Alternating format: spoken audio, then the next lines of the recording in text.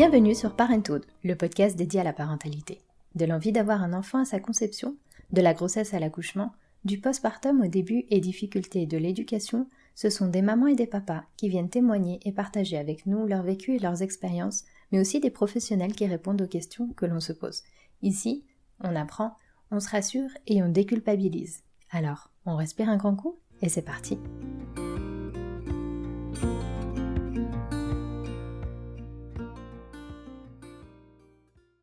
Aujourd'hui, je vous propose de découvrir le témoignage d'Elsa, ou Zaël, qui nous régale de 1000 contenus fort intéressants sur la parentalité, le jardinage, la cuisine et tous ces sujets qui nous plaisent tant sur les réseaux. Elsa m'a contactée car elle souhaitait partager son histoire et sa vie de parent afin de donner une voix supplémentaire à l'autisme et de déconstruire les mythes et les clichés qui l'entourent. Qualifié comme étant un développement différent du cerveau, l'autisme peut prendre 1001 formes. Mais pour beaucoup, il est difficile de s'en rendre compte car comment comprendre que sa normalité n'est pas celle des autres ?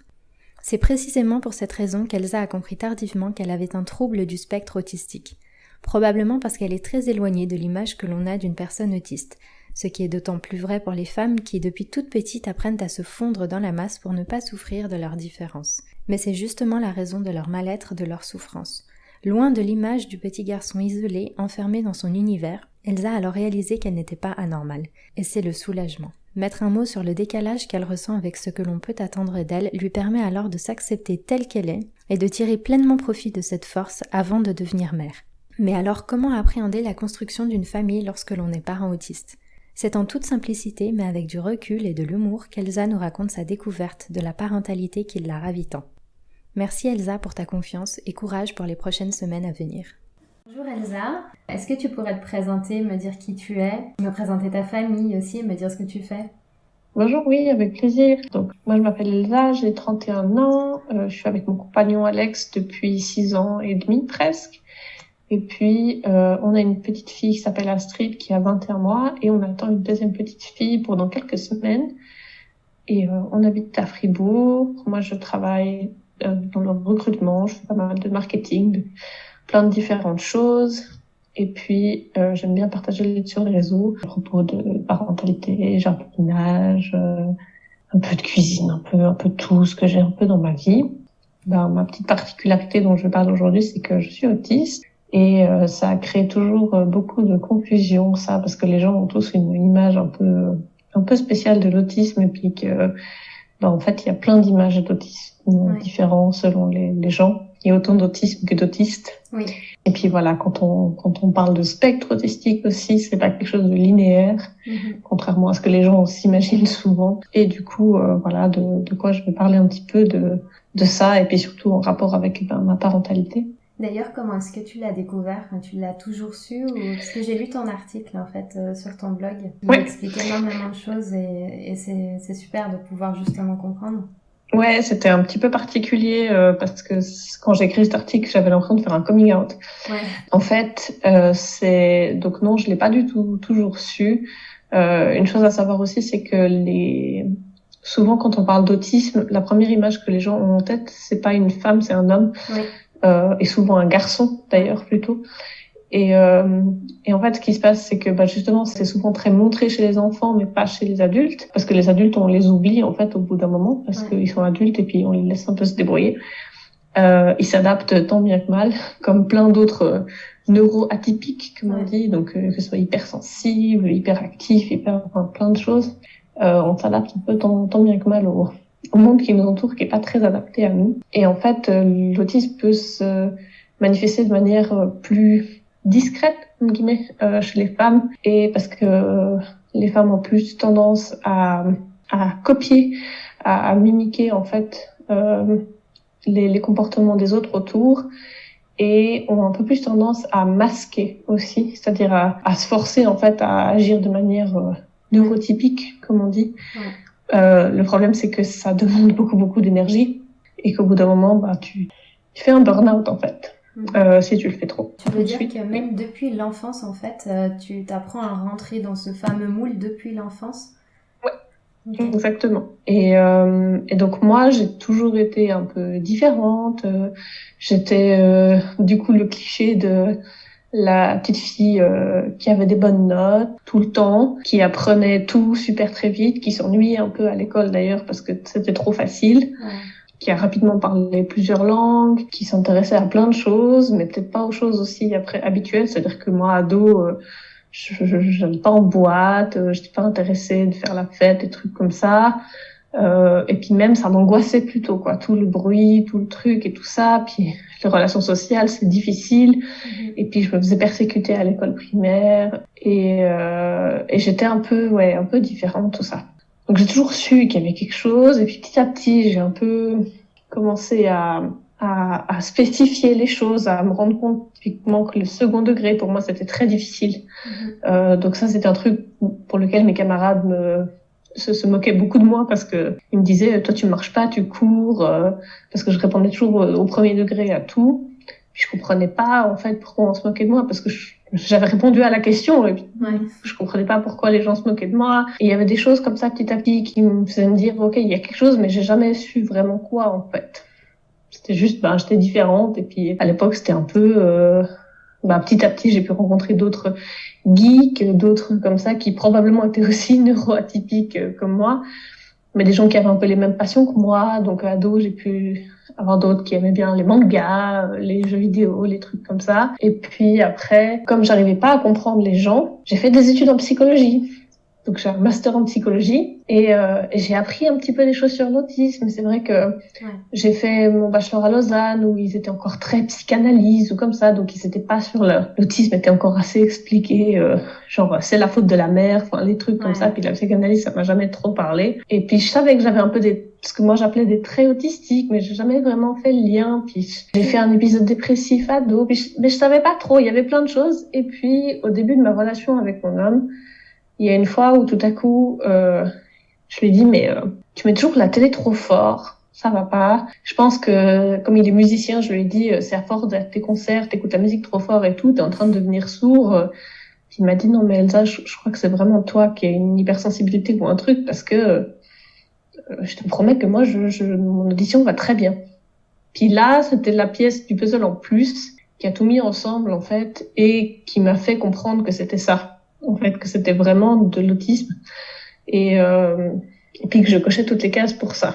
Et là, d'un coup, c'était un peu révélation, une grosse retombée de culpabilité en me disant c'est pas de ma faute, c'est pas moi qui suis bizarre. T'as culpabilisé pendant toutes ces années ?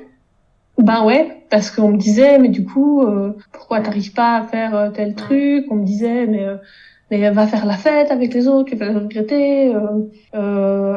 Mais t'es une rabat-joie, tu veux pas fumer, tu veux pas machin. Et puis voilà, puis je me suis fait quand même pas mal persécuter, beaucoup psychologiquement, mais parfois physiquement aussi, parce que j'étais différente. C'était pas évident, quoi. Puis à chaque fois, je me disais, mais il y a un problème avec moi, qu'est-ce que je fais de faux? Puis j'ai l'impression que c'était moi qui arrivais pas à faire juste. Puis en fait, j'aurais jamais eu la capacité de faire comme ça parce que j'étais juste pas pareil, en fait. Donc voilà. Et puis j'imagine qu'à aucun moment tu as pu te poser cette question parce que comme tu disais, c'est souvent, quand on parle d'autiste, c'est un type d'autiste, c'est des hommes, c'est les autistes qu'on, j'imagine, connaît surtout dans les films, qu'on connaît depuis longtemps. Donc à aucun moment tu vas aller t'identifier en te disant tiens, peut-être que j'aurais tel trait, peut-être que je peux aller creuser un peu, me poser la question en fait. Exactement, ouais. Et puis en fin de compte, j'en ai parlé avec ma mère et tout ça. Puis c'est vrai que, en fin de compte, en y pensant, mon grand-père, lui, il était dans une de ses présentations assez typiques, en fait, de l'autisme. Sauf qu'à l'époque, évidemment, on savait pas du tout ce qu'il en était. Mais c'est vrai qu'après coup, on s'est dit tiens, ça explique pas mal de choses. Puis en fin de compte, dans mes sœurs, il y en a une qui est dyslexique, l'autre qui a un TDAH aussi. Puis de dire ouais, peut-être il y a quelque chose en fait. Et voilà, c'est juste que j'ai toujours été forcée à me mettre dans le moule et tout. Puis là, maintenant, en étant au courant, même si j'ai pas de diagnostic officiel, parce que c'est compliqué, ça peut être très compliqué aussi d'avoir un diagnostic officiel, notamment en étant adulte. Et puis j'ai aussi le souci, j'en avais parlé avec une psychologue spécialisée dans l'autisme, que en m'étant adaptée maintenant justement pas mal au monde, à la société, peut-être que les tests maintenant seraient plus assez sensibles pour me détecter. Parce que j'ai trop pris l'habitude, en fait, de ça. Mais ça veut pas dire que je suis moins autiste qu'en étant enfant. C'est juste que je le cache mieux. Mais j'ai appris, en fait, à le faire. Je le fais pas volontairement, en fait. C'est des années de travail aussi, c'est sûr. Ouais. Mais pas forcément conscient, en fait. Oui. C'est un peu particulier à expliquer. Et il y a certains autistes qui parlent de ça, du masking, ça s'appelle. C'est hyper dangereux parce que non seulement ça consomme beaucoup d'énergie, et donc ça fait que justement ça peut mener à des burn-out en fait qui donnent l'impression d'épisodes dépressifs ou de trucs comme ça, mais en fait c'est un burn-out. Et aussi le problème c'est qu'à force de le faire, de mettre ce masque, tu sais plus qui t'es toi vraiment. Puis des fois c'est difficile de revenir à te dire mais en fin de compte je suis cette personne en face d'autres gens, mais je sais plus qui je suis moi vraiment en fait sans ce masque. Et du coup les deux personnalités, celle avec le masque et celle sans, s'entremêlent un peu et c'est difficile de sortir de ça. Et du coup, quand tu l'as découvert finalement, quand tu l'as vraiment identifié comme étant un des spectres autistiques, est-ce que à partir de là, à part le fait de plus culpabiliser, de te sentir soulagée, d'avoir un peu en fait trouvé une raison, enfin expliquer qui tu es en fait et à t'accepter, ça t'a vraiment libérée? Est-ce qu'à partir de ce moment-là, t'as réussi à vivre autrement et à t'accepter vraiment? Oui, parce que à partir de ce moment-là, tu sais aussi que tu as le droit du coup. Enfin moi, ça m'a permis en tout cas de dire non, ça je peux pas. Et c'est un peu comme si je sais pas, j'avais toujours eu une entorse à la cheville, puis tout à coup je peux dire non, courir un marathon là, je vais pas le faire aujourd'hui. Et puis j'ai le droit de dire non, puis c'est pas en fait moi qui suis nulle ou pas assez bien et tout pour pouvoir courir un marathon, c'est juste que physiquement je peux pas en fait. Puis que j'ai besoin de prendre du temps pour soigner, pour faire un truc, et puis au lieu de courir un marathon, je vais peut-être faire un 10 km d'abord, puis je vais peut-être faire un petit truc petit à petit, puis voilà, parce que sinon j'arrive pas. Et que je suis pas capable de le faire. Et puis de la même manière qu'on n'attendrait pas je sais pas quelle performance de quelqu'un qui a une grippe ou quoi, là c'est la même chose. En fin de compte, c'est pas une maladie, pourtant c'était pas la meilleure comparaison que j'ai faite là avec la grippe, mais parce que c'est pas une maladie, c'est pas un truc qu'il faut soigner, l'autisme, c'est juste une différence. Ça on me le sort aussi pas mal l'histoire de la maladie, donc je ne souffre pas d'autisme, moi j'ai de la peine avec ce vocabulaire, je ne souffre pas d'autisme, je n'ai pas mais le vocabulaire même en anglais ça s'appelle Autistic Spectrum Disorder, c'est pas un désordre, c'est juste une différence. Mais déjà quand tu vois aussi le vocabulaire, certaines personnes qui disent les personnes avec un trouble autistique, et puis après souvent ce qui est très dur je trouve, c'est que souvent il y a beaucoup de gens qui utilisent le terme normal aussi à côté en disant les personnes normales, comme si il y avait deux catégories et voilà, tout à fait. Alors qu'en fin de compte, les personnes neuroatypiques, il y en a beaucoup, en fait. Et je vois un essor de gens qui se découvrent hypersensibles, etc. et tout, ces temps. Et puis qui ont aussi soulagement de se dire, non, mais en fait, bien sûr. En fait, c'est pas moi qui galère à rentrer dans ce moule, c'est juste que le monde n'est pas adapté à moi. Et ça fait beaucoup de bien quand même de changer cette perspective. Ouais, non, et puis j'imagine que tout le monde a il y a des, comme tu dis, il y a des spectres plus ou moins larges, il y a beaucoup de choses, je pense que tout le monde peut s'y retrouver un minimum de, je sais pas comment appeler ça, mais un caractère, c'est plus le monde qui est pas adapté, effectivement, vu tout ce qu'on attend, en fait, de personnes, je dirais que c'est plus le monde qui est pas adapté que l'inverse. Oui. Puis par rapport à la parentalité, moi, je fais partie de ces femmes qui ont toujours su qu'elles voulaient avoir des enfants. C'est quelque chose qui m'a toujours beaucoup parlé. Et puis, quand mes parents se sont séparés, quand j'avais 5 ans, ma mère s'est remise avec quelqu'un, et puis elle a eu une autre petite fille quand moi j'avais déjà presque 8 ans. Et déjà là, je m'en suis énormément occupée. En fait, j'étais beaucoup à m'occuper d'elle. Et déjà là, j'ai vraiment senti l'instinct maternel qui grandissait en moi. Et c'est quelque chose qui m'a toujours appelé beaucoup. Et puis, mais voilà, la vie a fait que de toute façon, c'était pas toujours le bon moment, pas forcément la bonne personne avec qui j'étais et tout ça. Ça aussi, j'ai réalisé que mon autisme a causé beaucoup de mes relations qui ont fini par pas fonctionner parce qu'en fait, les compagnons acceptaient pas mes traits ou des choses comme ça.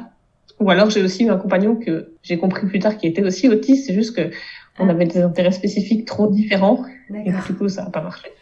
Donc pour certaines choses, on était très très compatibles, du coup beaucoup plus que j'aurais été avec quelqu'un de neurotypique, mais il y avait d'autres choses sur lesquelles ça marchait pas. Et puis voilà, et puis il y a 2 ans, un peu plus de 2 ans, on a lancé ce premier projet bébé avec mon compagnon. Puis c'est vrai que moi, justement, la parentalité, la grossesse, l'accouchement, l'allaitement, enfin plein de choses. Pour moi, ça a toujours été un de mes intérêts spécifiques. Ouais. Donc justement, moi, je fais partie des autres qui ont des intérêts spécifiques, des grandes passions comme ça. Donc moi, j'ai toujours été hyper renseignée sur tout, que ce soit justement au niveau de la biologie, de comment ça se passe, la grossesse, de comment grandit le bébé. Enfin, c'est un truc, je me renseigne dessus, mais depuis que j'ai, 14 ans, parce que ça m'intrigue beaucoup. Ce qui a parfois fait flipper mes parents, parce qu'ils se disaient, elle a 14 ans, elle se renseigne sur des trucs comme ça, alors que non, pour moi, c'était clair que je ferais pas de bébé tant que ce serait pas le bon moment, puis que je pourrais pas, voilà, mais c'était pas évident à comprendre pour mes parents et pour certains de mes ex à l'époque non plus. Pourtant, c'est vrai que c'est un univers qui est tellement fascinant. C'est vrai. Ouais. Puis moi, ça m'a toujours, j'ai toujours trouvé ça incroyable.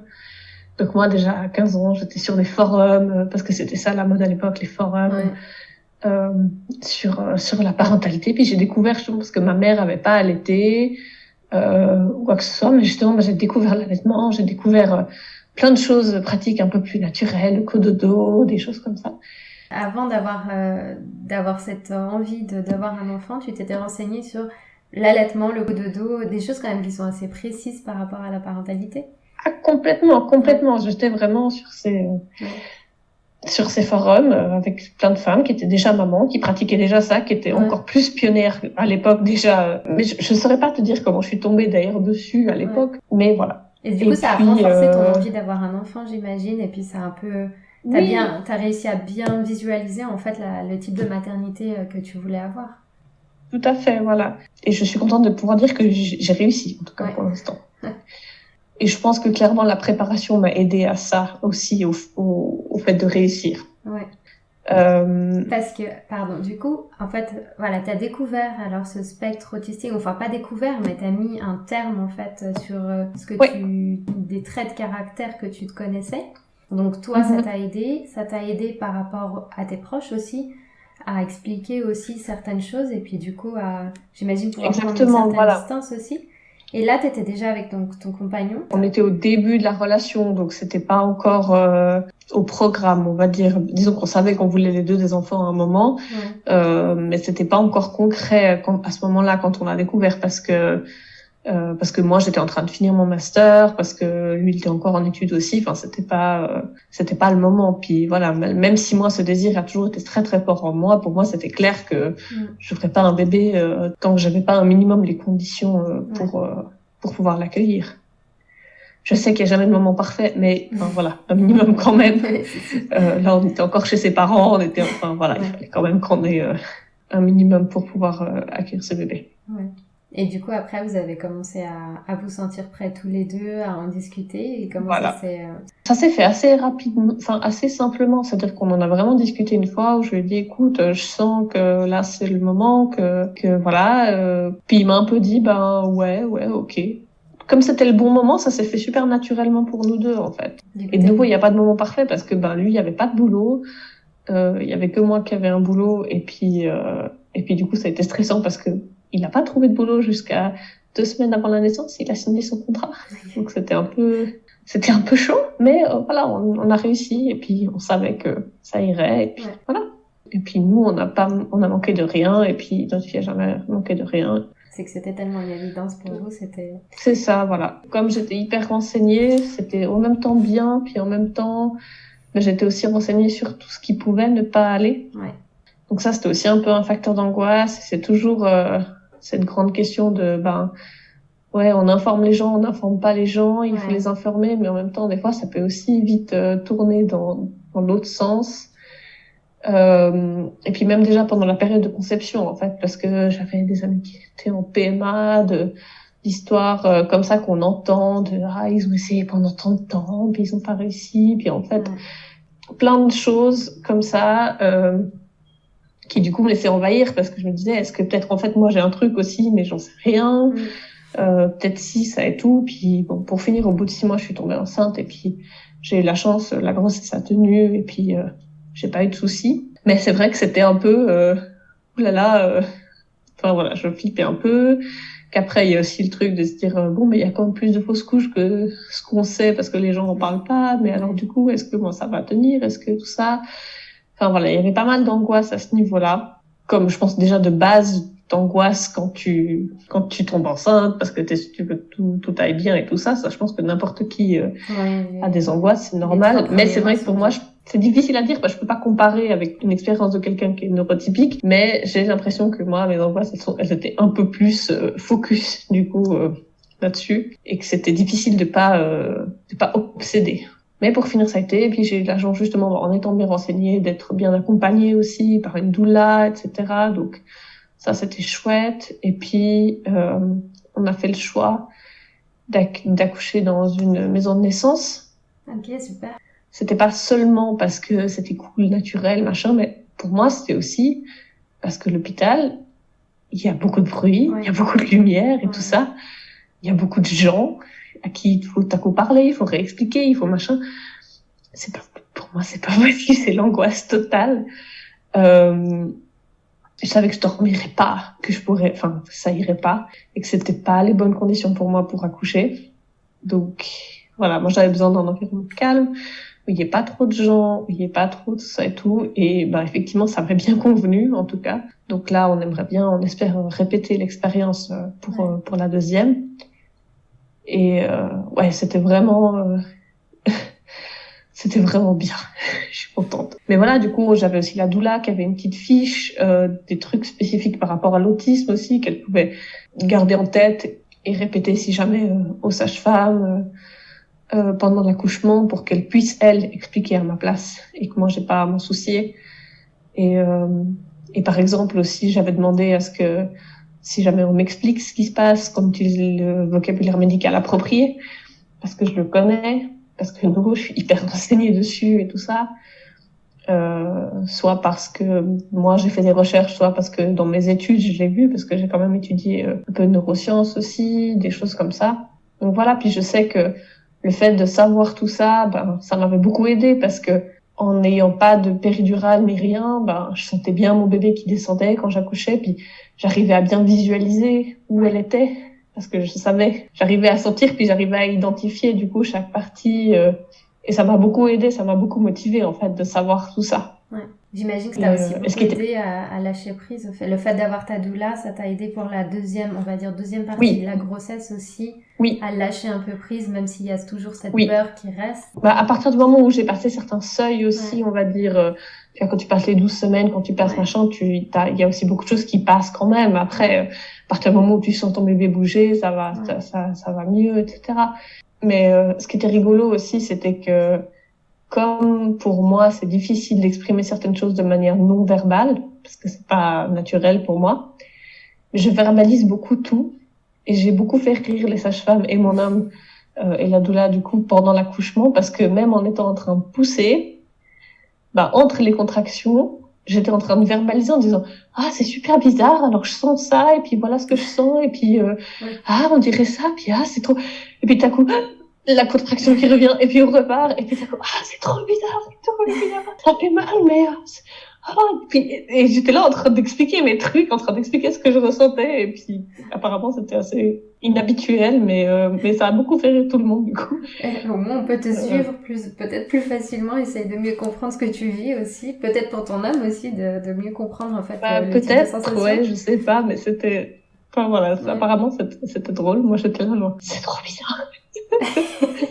Et du coup j'étais là en train d'expliquer tout, et puis mais voilà, j'ai eu beaucoup de chance, j'ai vécu un super globalement une très bonne grossesse et puis un très très bel accouchement dans la baignoire, dans le truc tout bien, tout le cliché du bel accouchement, mais voilà. Et puis après je suis toujours très à continuer à me renseigner à fond sur la parentalité, les trucs. Puis après j'ai quand même un background en psychologie, donc ça aide aussi.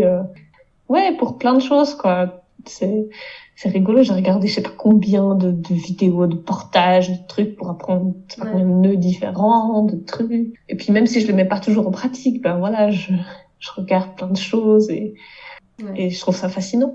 Est-ce que tu penses que ça t'a aussi beaucoup aidé à mieux appréhender le retour à la maison et tu sais, le postpartum? Parce que parfois on se renseigne et puis on se dit tiens, ça va pas être facile, mais on n'arrive pas à jauger, à bien saisir à quel point ça peut bouleverser en fait une vie, les émotions. En plus, enfin, c'est des émotions qu'on connaît pas forcément. Tout est décalé, tout est bouleversé et puis parfois c'est quelques mois après qu'on peut en prendre conscience en se disant bah tiens, j'avais beau être préparée, c'était pas si évident que ça en fait. Oui, oui et non. C'est-à-dire que en étant préparée, en ayant vu des témoignages justement aussi de mamans bouleversées et tout par rapport au postpartum, parce que c'était pas comme elles s'attendaient, de beaucoup d'histoires d'accouchement plus ou moins positives ou quoi. En fait, de nouveau, moi j'ai eu énormément de chance d'avoir un accouchement aussi bien, enfin je veux dire, j'ai pas eu de déchirure, j'ai rien eu, vraiment, c'était top. Et en fait, ce qui m'a perturbée, c'est justement que c'était pas aussi difficile que ce que je pensais. Et que, malgré tous les renseignements, on est toujours influencé par l'image des médias, des trucs comme ça. Puis c'est vrai que, en fait, je me souviens être arrivée dans ma chambre de postpartum et d'être là, genre, attendez, en fait, j'ai pas compris ce qui s'est passé, on peut recommencer là. Parce que, et en fait, je me sentais bête parce qu'à chaque fois, les sages-femmes venaient voir comment j'allais, même après, quand j'étais à la maison, quand elles venaient faire des contrôles à la maison, ça va, puis j'étais là, ben ouais, ça va bien, en fait. Puis je me sentais bête de dire, ben ouais, en fait, il y a rien, puis ça roule, quoi. Et alors, ce qui était un peu perturbant, c'était que d'un côté, on était soulagé que mon homme ait trouvé du travail, autant du coup, il était au boulot. Ouais. Et puis moi qui l'avais eu pendant 2 ans à la maison, en fait, tout à coup, j'étais seule avec mon bébé. Donc ça, c'était un peu perturbant. Puis en même temps, voilà, j'ai pris mon temps pour me reposer, pour faire les trucs. J'ai eu la chance d'avoir pas mal de soutien, enfin, d'avoir du soutien pour les petites choses comme des amis qui m'ont apporté des repas. Je m'étais inscrite au réseau Super Maman aussi, donc j'avais aussi des repas comme ça. Puis mon homme faisait vraiment en sorte que j'ai rien à faire à la maison, que j'avais juste à réchauffer si je devais me faire à manger ou quoi. Puis j'ai trouvé mon rythme petit à petit. Puis je sais pas, par rapport à l'allaitement, j'étais pas mal renseignée aussi, donc j'ai fait mes trucs. J'ai su trouver du soutien aussi où je pouvais. Le gros avantage de la maison de naissance où je suis, c'est qu'ils sont c'est pas juste une maison de naissance, il y a tout un réseau, c'est-à-dire que il y a une des infirmières qui est conseillère IBCLC, conseillère en lactation, il y a une ostéopathe qui est là, qui vient un jour par semaine, qui s'occupe autant des bébés que des futures mamans, que moi j'avais déjà vu pendant ma grossesse, que je continue à avoir maintenant, qui me sauve la vie. Ils font des cours par rapport à la DME, ils font des cours, il y a plein de choses, quoi, justement. Il y a une des sages-femmes qui fait le yoga postnatal, prénatal. C'est un suivi global. Il y a tout ce réseau dans la maison de naissance, en fait. Donc, je savais que je pouvais demander de l'aide, que je pouvais, si j'avais des questions ou quoi, je savais où avoir ce réseau, en fait. Donc ça, c'était bien, malgré le fait que ma famille était à Genève, moi je suis à Fribourg, donc assez loin. Et en plus, quand je finissais mon congé maternité, le confinement est arrivé. Ah oui. Donc, l'avantage, c'était que du coup, j'avais mon homme à la maison, même s'il bossait. Donc, c'était pas évident de bosser les deux à 100% avec un bébé à la maison. Mais au moins, on était là les deux. Ouais. Ce qui est déjà psychologiquement vachement mieux que de tout à coup se retrouver seul.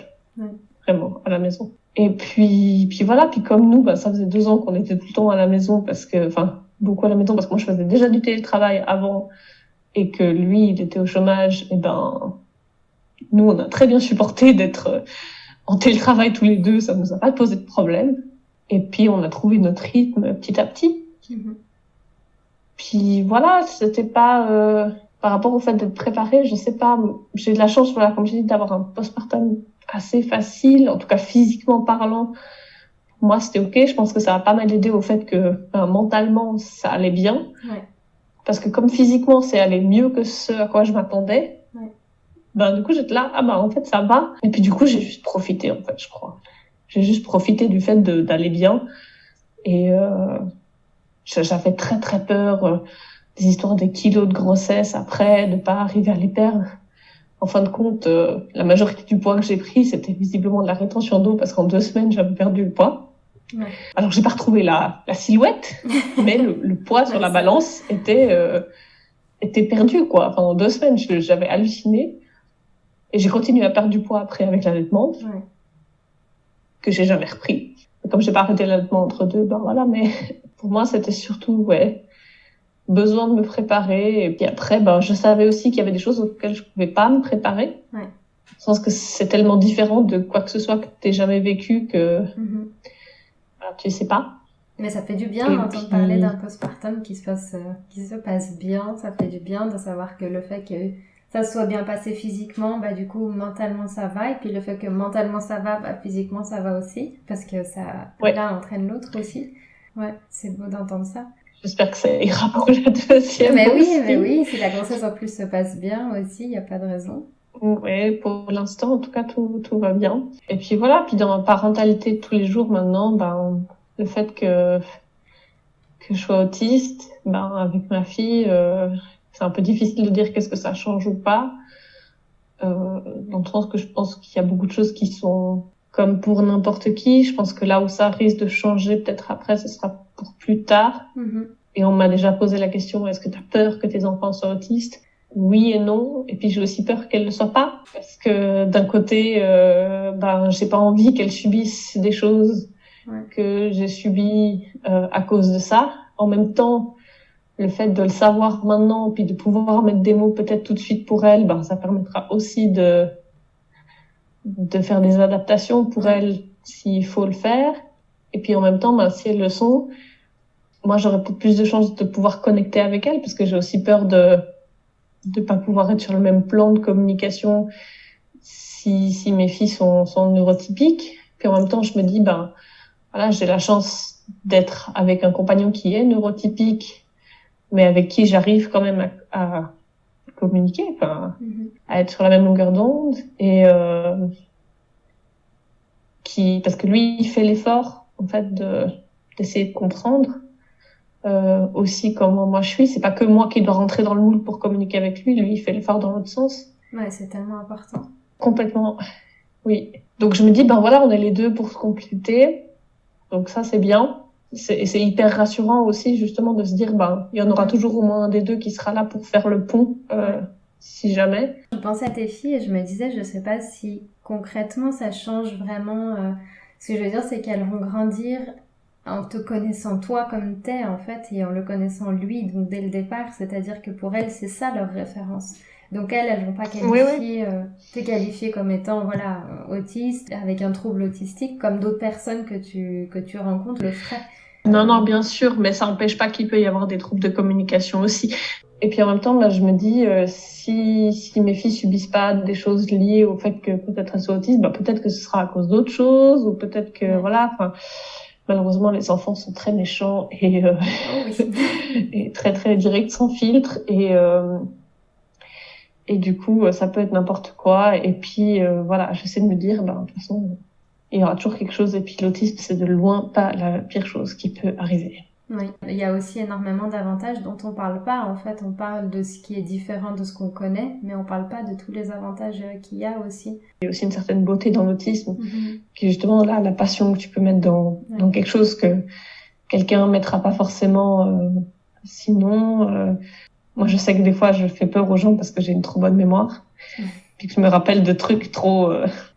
à propos d'eux en plus, en disant ah oui mais je me rappelle, je t'avais vu il y a tant de temps, puis tu t'avais dit ça, et puis tu portais ça, et puis tout. Je me rappelle pas de tout, mais de temps en temps j'ai des trucs qui me marquent, je sais pas, où ça me revient, et puis les gens sont là wow, c'est un peu flippant mais ok.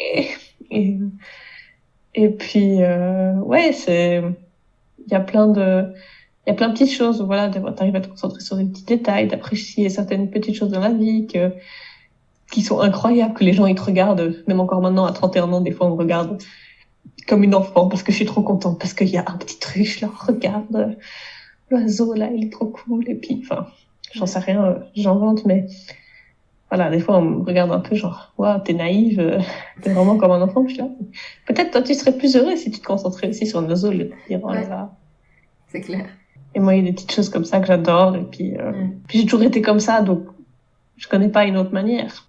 Tu disais que par rapport à tes filles, ce qui te faisait peur, c'était éventuellement ne pas réussir à communiquer, c'était ça, ou à créer une sorte de lien. Mais dans le cas où elles auraient éventuellement aussi un trouble autistique. Et elles sont neuroatypiques, et puis du coup, il y a des problèmes parce qu'on n'arrive pas à communiquer. Moi, je sais que il y a des personnes qui...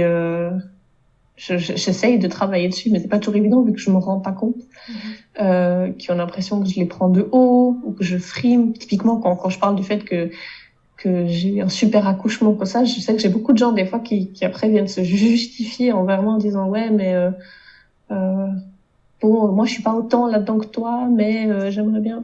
Mais c'est pas grave, tu sais, t'es pas obligé de vouloir absolument accoucher en maison de naissance. Tu peux avoir un très bel accouchement d'hôpital, tu peux même avec une péridurale, avec un truc, si c'est ce qui te convient à toi, tant mieux. Puis, mais c'est juste qu'apparemment les gens ressentent le besoin de se justifier parce que moi je dois exprimer la chose d'une manière qui donne le besoin aux gens de se justifier, alors que c'est pas mon but. C'est juste moi, c'est ce qui me convenait à moi, et puis j'ai eu la chance, ça s'est bien passé. Ouais, et puis que je me donne un air supérieur apparemment, donc c'est pas mon but du tout. Parce que je pense pas que je le sois, ni quoi que ce soit, mais il y a des choses comme ça justement où que je donne l'impression apparemment de juger les gens, alors que des fois, souvent je pose juste des questions pour essayer de comprendre, mais apparemment je donne l'impression que je juge, ou des choses comme ça, puis j'ai peur que mes filles le ressentent comme ça aussi.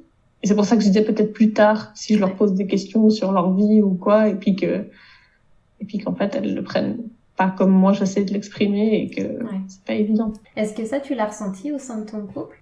Oui, mais le fait qu'on se mette justement les deux à niveau, qu'on échange beaucoup, qu'on verbalise beaucoup aussi, justement, que lui verbalise aussi, ça nous a aidé justement à nous mettre sur le même niveau et à comprendre. Et puis que lui, il sait que c'est pas mon but, et que moi, j'arrive aussi à comprendre lui, ses manières de s'exprimer.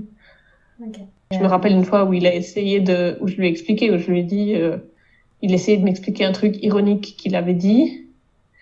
Puis moi, je faisais une tête un peu, genre, je comprenais pas bien. Et puis il m'a dit, ça va, t'as compris, ou bien t'as besoin d'une aspirine? Et je lui ai dit, bah tu vois, je sais, parce que j'ai appris que tu me proposes pas vraiment une aspirine, mais la première chose qui apparaît dans mon cerveau quand tu me dis ça, c'est, je peux pas prendre d'aspirine parce que tout ce qui est aspirine et aspégique, ça me fait saigner du nez parce que ça fluidifie le sang. C'est la première chose automatique qui vient dans mon cerveau. Et je lui dis, pour moi, c'est difficile, tu vois, je sais, j'ai appris que je dois retenir ça parce que tu me proposes pas vraiment une aspirine. Mais, voilà, c'est la première chose qui vient. Donc, voilà, il me faut un peu de temps des fois pour te répondre aussi. Ça peut arriver quand on pose des questions, il me faut un petit moment. Parce que je dois justement supprimer la première pensée automatique pour dire, non, attends, c'est pas ça qu'on me demande. Et je me demandais est-ce qu'il y a quelque chose que t'aurais aimé, toi, te dire à toi, ou que t'aurais aimé savoir plus tôt, en fait, par rapport à ça? Oui, bah, clairement, c'était clairement le côté, c'est pas de ta faute. Le côté, c'est pas de ta faute, et de pouvoir expliquer aux gens aussi autour de moi et tout. Ouais, c'est ce qui t'aurait vraiment... Et de pouvoir être un peu plus clémente envers moi-même. Et si aujourd'hui tu parlais avec quelqu'un, avec un autre parent qui serait autiste et qui parle... après, c'est difficile d'en parler parce que, comme tu disais, c'est des spectres totalement différents, c'est pas forcément le même vécu, c'est pas forcément la même expérience, les mêmes sensations, donc c'est très difficile, en fait, d'imaginer un conseil que tu pourrais donner à un autre parent qui aurait un trouble autistique par rapport à sa parentalité, en fait. Ça, c'est un conseil que je pense qui est bon pour n'importe quel parent, mais... il faut savoir choisir ses batailles. Il faut savoir que, ben voilà, moi, je sais qu'il y a des fois où je peux pas prendre de temps pour moi parce qu'en fait, je sais que j'ai besoin de dormir parce que si je dors pas assez, je tiens vraiment pas, en fait, après, parce que j'ai besoin de plus d'énergie pour faire face au bruit, aux trucs comme ça et tout, et que si je le fais pas, je m'effondre, quoi. Donc je sais que ben voilà, je prends le temps pour dormir et tout pour ça. Et puis ben si ça fait qu'une fois je peux pas regarder un épisode d'une série ou un truc, et ben c'est pas grave.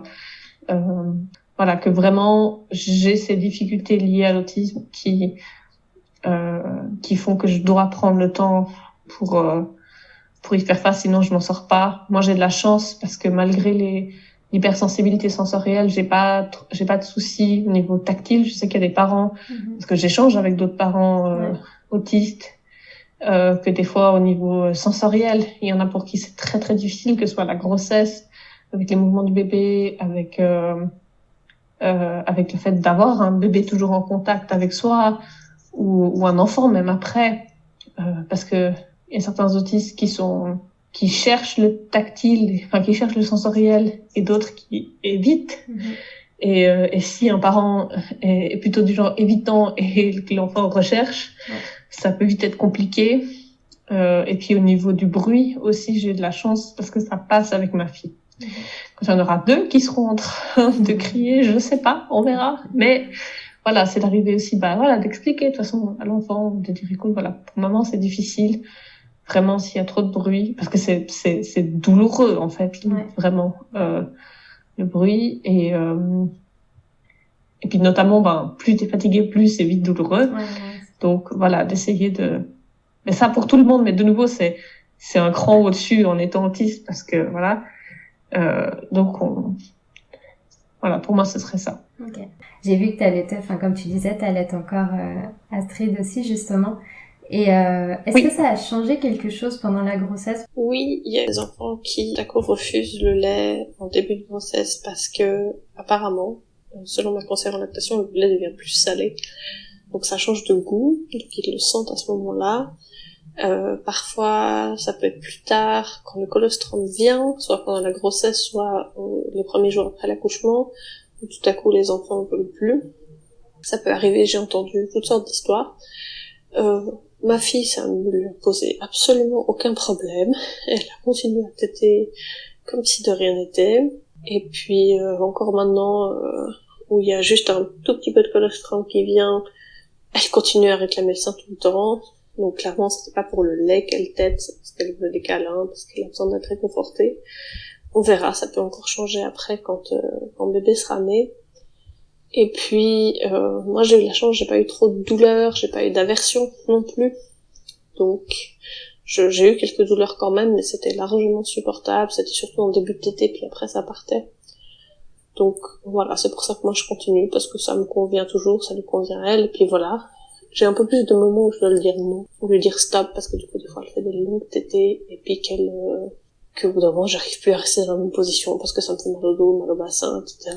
Et puis voilà, comme je suis quand même un peu fatiguée, des fois je dois lui dire ok stop, tu t'aideras après ce soir pour dodo, ou que sais-je. Mais voilà, sinon tout peut arriver.